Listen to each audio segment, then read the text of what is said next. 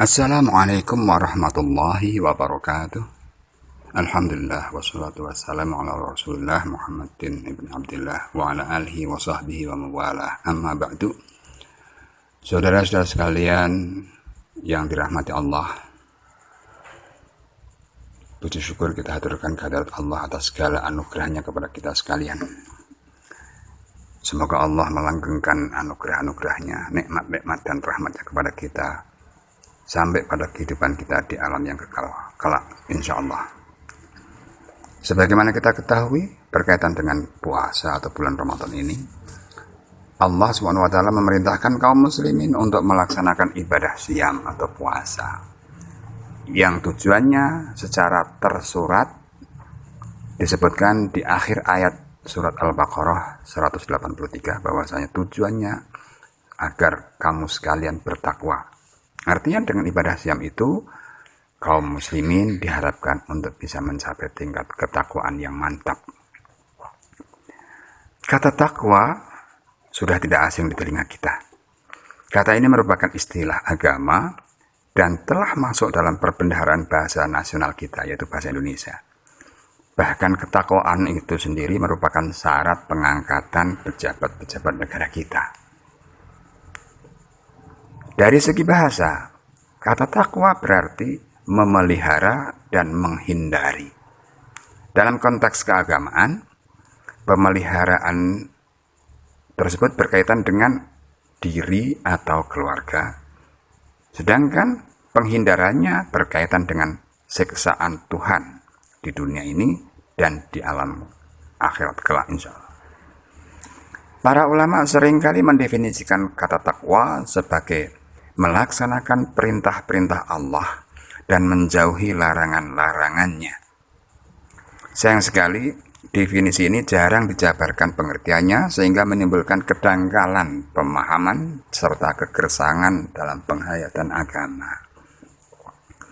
Coba mari kita perhatikan dan kita bertanya, apa saja sih dan bentuknya seperti apa saja sih perintah-perintah Allah dan larangan-larangannya itu? Jika kita menelaah kitab suci Al-Quran Karim, kita bisa menemukan beragam gaya bahasa yang digunakan untuk maksud itu, serta beragam pula makhluk yang diperintahkan, serta masalah yang diperintahkannya. Ada perintah yang ditujukan kepada manusia, dan ada pula yang ditujukan kepada binatang serta alam raya. Ada perintahnya yang berkaitan dengan syariat agama, dan ada pula yang berkaitan dengan hukum-hukum alam serta hukum-hukum kemasyarakatan atau yang biasa disebut dengan istilah sunnatullah. Semuanya ini termasuk dalam jangkauan makna perintah Allah yang dikemukakan di atas. Bagi yang taat melaksanakan perintahnya, tentu mereka akan memperoleh ganjaran. Demikian pula sebaliknya. Allah itu maha adil. Dia tidak memilih-milih, tetapi ia memilah. Dia tidak lalai dan tidak tidur. Hanya saja seringkali menunda dan mengulur. Perintah yang berkaitan dengan syariat, seperti sholat, puasa, zakat, haji, ditunda ganjaran dan sanksinya sampai di hari kemudian.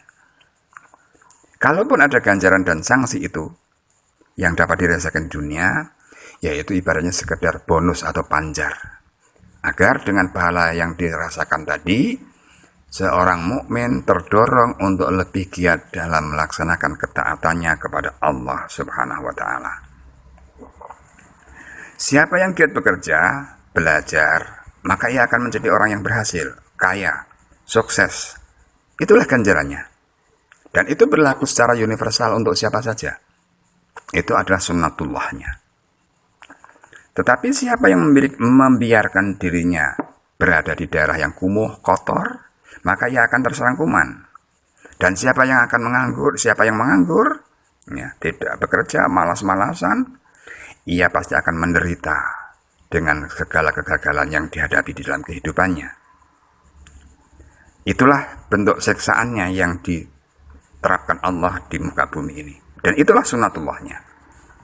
Bukankah hukum-hukum alam atau yang sering disebut dengan sunnatullah itu juga adalah hukum-hukum yang telah ditetapkan dan diciptakan oleh Allah SWT juga. Serta penderitaan yang dialami akibat melanggar dari kaidah-kaidah kealaman atau sunatullah tadi juga merupakan ketetapannya yang diperlakukan tanpa pilih kasih serta berdasarkan hukum-hukum itu juga. Jika demikian, mengapa kita harus ragu menyatakan bahwa kemiskinan, keterbelakangan, rasa sakit atau akibat penyakit, dan lain sebagainya akibat pelanggaran adalah siksanya yang berkaitan dengan hukum-hukum alam ini di dunia ini? Tak perlu ragu selama kita menyadari bahwasanya Allah berfirman di dalam surat Ali Imran ayat 117 bahwasanya Allah tidak menganiaya mereka, tetapi mereka sendirilah yang menganiaya diri mereka sendiri. Setelah hal-hal yang diuraikan di atas itu jelas, kiranya kita tidak perlu lagi untuk mempertanyakan masalah berikut ini. Kadang-kadang di dalam benak kita akan bertanya, mengapa orang-orang non-muslim maju sedangkan mereka tidak melakukan salat, tidak juga puasa, bahkan mengingkari wujud Tuhan? Bukankah kemajuan material mereka diraih dengan bertebarannya mereka di bumi? Dengan rajinnya mereka melakukan kajian dan penelitian-penelitian, dengan usaha keras yang mereka lakukan tanpa henti. Itulah pahala yang mereka peroleh di dalam kehidupan di dunia ini. Sebaliknya, boleh jadi ada orang muslim yang mengatakan, mengapa rezeki tak kunjung datang? Kesuksesan kok rasanya jauh sekali menjauh dari kita. Sedangkan sholat, tahajud, iktikaf, puasa sunnah, puasa wajib, zikir, mujahadah sudah kita lakukan. Perlu kita ketahui bahwasanya ibadah-ibadah yang berkaitan dengan syariat semacam itu, janji pahalanya atau ganjarannya bukan di dunia ini, tetapi nanti di dalam kehidupan akhirat. Seperti disampaikan tadi, bahwasanya kalaupun ada pahala yang diwujudkan dalam kehidupan saat ini, itu adalah bonus atau semacam perskot agar orang yang bersangkutan terdorong untuk melakukan kebaikan lebih banyak lagi. Tidak pula wajar untuk disangsikan. Tidak pula wajar untuk diragukan dan disangsikan akan adanya siksa Tuhan bagi siapapun yang melanggar, walaupun boleh jadi di dunia ini mereka tidak akan mendapatkannya. Orang yang meninggalkan salat boleh jadi tidak disiksa di dunia ini. Orang yang tidak berpuasa, tidak berhaji, dan lain tidak membayar zakat, tidak akan disiksa di dunia ini, kalaupun itu nanti oleh Allah memang sengaja ditetapkan di akhirat. Tetapi kalaupun ia mengalami penderitaan, mengalami hukuman, atau katakanlah kesulitan-kesulitan kehidupan di dunia ini, itu juga merupakan sebagai persekot dari hukuman yang akan ditimpakan di akhirat. Sehingga dengan adanya penderitaan yang dialami di dunia ini, mereka nantinya akan tersadar dan akan memperbaiki diri, sehingga ia terus akan terdorong untuk memperbaiki dirinya, melaksanakan kebaikan-kebaikannya. Akhirnya kita sadar bahwa sebenarnya banyak di antara kita yang baru mengamalkan setengah dari takwa kita, sementara setengah takwa lainnya dilaksanakan dengan baik oleh orang-orang lain, orang-orang yang non-muslim.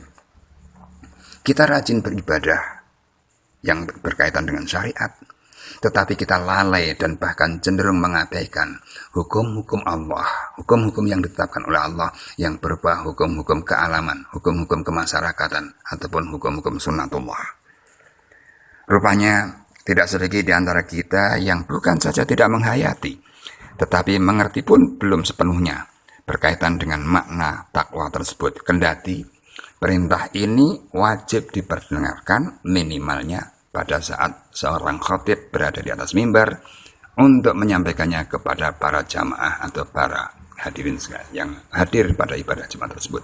Demikian, kurang dan lebihnya mohon maaf. Akhirul kalam billahi taufiq wal hidayah. Assalamualaikum warahmatullahi wabarakatuh.